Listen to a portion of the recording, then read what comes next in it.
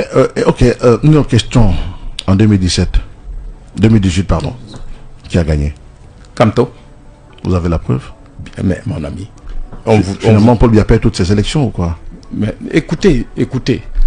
Paul Biya ne peut pas gagner une élection. Qu'est-ce qu'une élection dans un pays démocratique? C'est la récompense de ce que vous avez fait. Le bilan de Paul Biya étant négatif, même sa propre famille ne peut pas le voter. Allez à Vomka. Je vous jure il a gagné là-bas. Mais il gagne partout parce que il vole. Il ne vole pas les élections. Comment il vole les élections? Et pourquoi vous ne pourquoi il n'y a pas ce tollé de revendications? Monsieur, comme on a vu au Nicaragua. Voilà. Toi, tu parlais maintenant de regroupement de l'opposition. Vous savez, quand on se regroupe, c'est dans le malheur et dans le bonheur.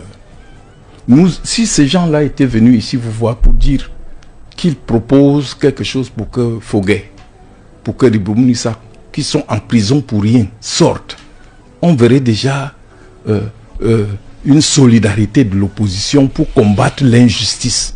Les gars savent bien qu'on a arrêté nos militants pour rien. Ils n'en disent mot. Ils veulent gouverner. Alors, est-ce que... une question chez eux encore. Donc revenons sur terre. Oui. Ce que je vais vous dire en réalité, pour répondre à Marie-Flore, ce n'est pas tous ceux qui crient le dimanche « Seigneur, Seigneur » qui vont aller au paradis.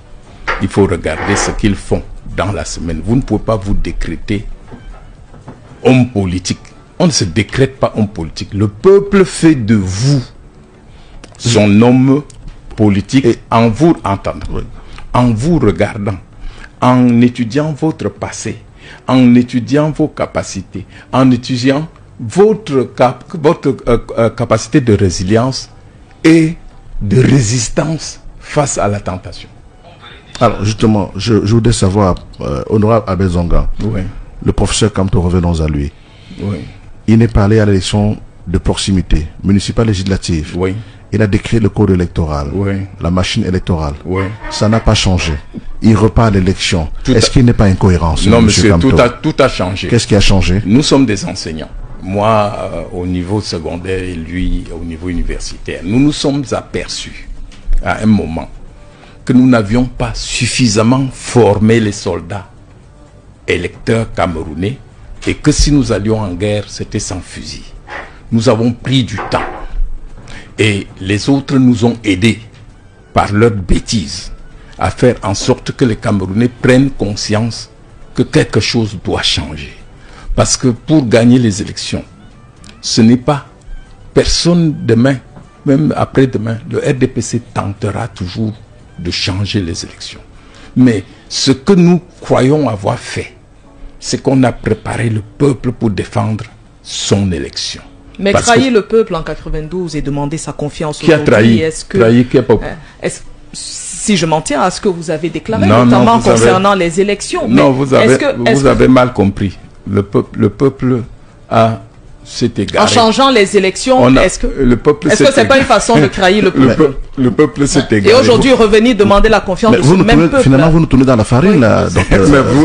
C'est vous qui êtes les bénitiers. Je vous dis que à chaque événement, aucun événement en politique ne ressemble à l'autre.